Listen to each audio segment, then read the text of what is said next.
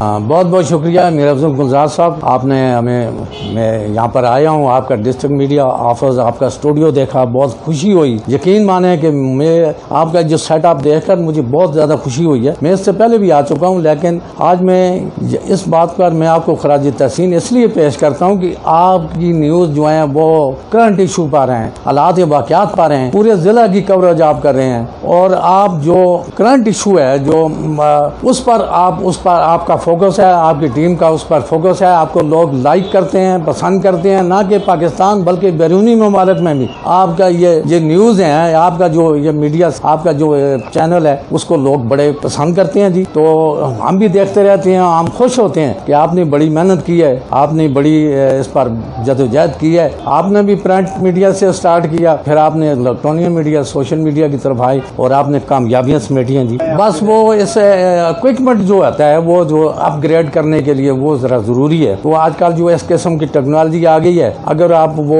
उसको अगर आस्ता आस्ता उसकी तरफ जाएं तो आपको ज़्यादा तक मज़ीद आपको चार चांद लग जाएंगे।